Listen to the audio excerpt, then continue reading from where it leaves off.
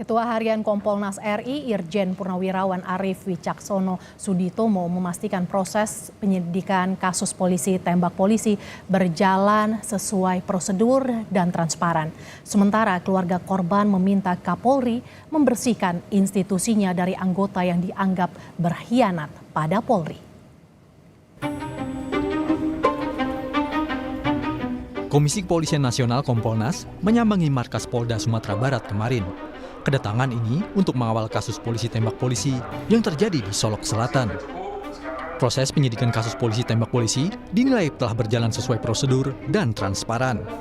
Kasus ini menewaskan Kasat Reskrim Polres Solok Selatan, Komisaris Polisi Anumerta Rianto Ulil Ansar, oleh Kabak Ops Polres Solok Selatan, AKP Dadang Iskandar. Kita ini sekarang fokus kepada dua hal penting, yaitu penanganan penyidikan dari perkara penembakan itu sendiri, kemudian perkara kode etik, sidang kode etik. Karena yang bersangkutan tadi sudah saya sampaikan merupakan anggota Polri aktif, jadi ini merupakan perbuatan yang sangat tercela, Kapolda Sumatera Barat Irjen Suharyono menegaskan akan terus melanjutkan penyidikan kasus tambang ilegal yang sebelumnya ditangani Kompol Anumerta Rianto Ulil Ansar. Sudah ada 2 orang ditangkap dalam kasus ini. Begitu pula Kapolres Solok Selatan yang rumahnya ditembaki pelaku akan diperiksa. Sebagai atasan langsung, Kapolres Solok Selatan seharusnya mengetahui kegiatan anak buahnya termasuk dugaan konflik internal di dalamnya. Secara khusus kita belum bisa mendetailkan misalnya ada bagaimana kausalitas dan hubungan secara individual antara korban dengan pelaku. Ini juga masih kami dalami. Tentunya juga Kapolres Solok Selatan akan kami mintai keterangannya juga. Karena yang sebagai komandannya langsung di Polres itu pastinya akan tahu persis bagaimana staf-stafnya, kinerjanya termasuk prestasinya, atau mungkin ada konflik of interest, kita belum mendalami itu. Ya, pastinya dalam proses pendalaman ini mohon waktu untuk kami nanti infokan selanjutnya. Apakah berapa orang diperiksa, Pak? Kalau diperiksa sudah. Kematian Kompol Anumerta Rianto Ulil Ansar di tangan rekannya sendiri menyisakan duka mendalam bagi keluarga dan kerabat. 3 bulan sebelum penembakan, Ulil sempat berpesan pada keluarganya untuk didoakan karena menjalin tugas yang cukup berat. Kala itu, Ulil diketahui tengah memeriksa kasus tambang ilegal yang ada di Kabupaten Solok Selatan, Sumatera Barat. Saat pemakaman, paman korban meminta Kapolri membersihkan institusinya dari oknum yang menyalahgunakan kewenangannya. Kita jangan kalah dengan pengkhianat Polri, pengkhianat bangsa, pengkhianat rakyat. Jangan kalah sama produk gagal. Kenapa saya bilang produk gagal? Saya yakin orang ini sudah sangat biasa melakukannya. Dengan mudahnya mengeksekusi tanpa ampun seorang yang tidak waspada. Sudah sangat terbiasa. Mungkin sudah melakukan seumur hidupnya. Polisi diminta menuntaskan 2 kasus ini, yaitu kasus tambang ilegal yang diselidiki almarhum korban dan kasus pembunuhan oleh Kabak Ops Polres Solok Selatan, AKP Dadang Iskandar. Namun, di saat yang sama, polisi juga dituntut membersihkan diri dari anggota yang menjadi backing kasus kejahatan, termasuk tambang galian C ilegal itu. Tim Liputan, Kompas TV. Kompolnas RI menyatakan akan mendalami motif AKP Dadang yang juga menembaki rumah dinas Kapolres Solok Selatan pasca menembak Kasat Reskrim. Kompolnas menekankan perlunya pemeriksaan terhadap Kapolres Solok Selatan. Selain memastikan proses hukum kasus penembakan Kasat Reskrim yang dilakukan oleh Kabak Ops Polres Solok Selatan berjalan sesuai dengan ketentuan berlaku serta percepatan proses etik terhadap pelaku, Kompolnas juga akan mendalami motif AKP Dadang yang juga menembaki rumah dinas Kapolres Solok Selatan. Kompolnas menekankan perlunya melakukan pemeriksaan terhadap Kapolres Solok Selatan. Sebagai atasan dari korban dan pelaku, Kapolres Solok Selatan dinilai penting untuk dimintai keterangan agar motif dari pelanggaran hukum yang dilakukan oleh AKP Dadang Iskandar dapat terbuka secara terang benderang. Saya juga heran, kenapa kok bisa sampai ke rumah Kapolres, sampai nembak-nembak ini. Padahal beliau ini kan polisi aktif, anak buah langsung Kapolres, ya kan? Jadi syukur alhamdulillah Bapak Kapolres beserta keluarga aman. Saya jawab apakah Kapolres diperiksa, tentunya secara ketentuan Pak Dirkrim pasti sudah diambil keterangan ya. Nah, karena beliau ini atasan langsung dari korban dan atasan langsung juga dari tersangka, betul ya Pak? Apalagi kan beliau juga kediamannya juga kena tembak.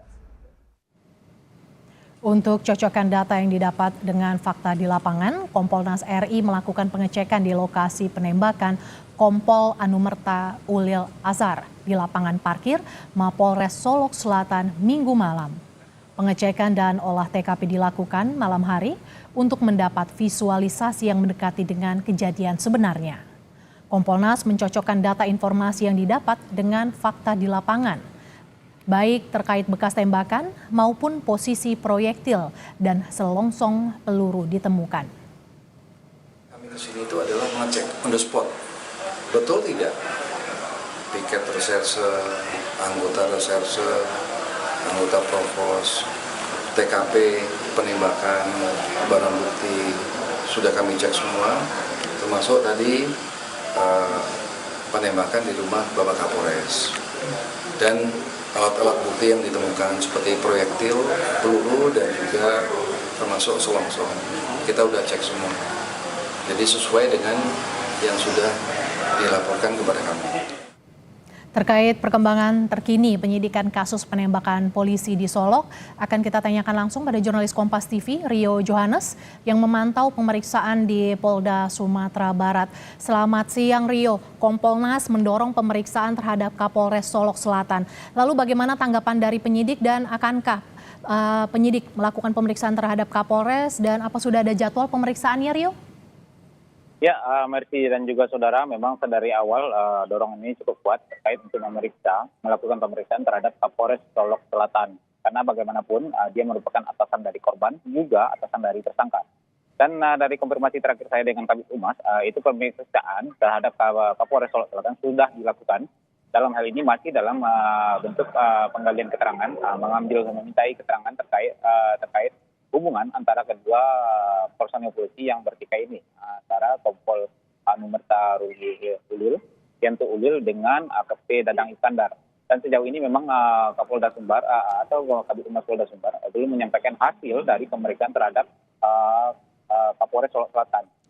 Dari hal ini, dari penelusuran sejauh penyidikan yang sudah dilakukan, itu pihak Polda Sumbar dalam hal ini Ditreskrimsus itu juga sudah melakukan penutupan tambang yang diduga merupakan akar persoalan yang menyebabkan AKP Dadang Iskandar itu melakukan pelanggaran hukum. Tambang ini diketahui berada di Sungai Pagu ke Kabupaten Solok Selatan, dan itu sudah dilakukan penutupan, dan juga dari TKP juga diamankan 1 unit alat berat. Saat ini memang pihak kepolisian masih memburu keberadaan dari pemilik tambang tersebut. Demikian. Mercy. Rio, kasus ini juga jadi atensi Komisi 3 DPR yang juga rencananya akan beraudiensi dengan Polda Sumatera Barat siang ini. Apa yang akan jadi bahasan dan fokus dari pertemuan ini, Rio? Ya, Mercy dan juga saudara, memang pada siang hari ini dijadwalkan itu akan datang Komisi 3 beserta rombongan. Dan di beberapa saat yang tadi itu sudah rombongan dari Polda Sumbar sudah bergerak ke Bandara Internasional Minangkabau untuk melakukan penjemputan rombongan dari Komisi 3 ini. Dijadwalkan nanti jam 12 siang itu pesawat yang membawa rombongan Komisi 3 ini akan mendarat dan langsung dibawa menuju ke Polda Sumbar. Apakah nantinya akan dilakukan pertemuan secara tertutup atau terbuka, itu masih menunggu instruksi dari pimpinan seperti yang disampaikan oleh Kabid Humas kepada kami.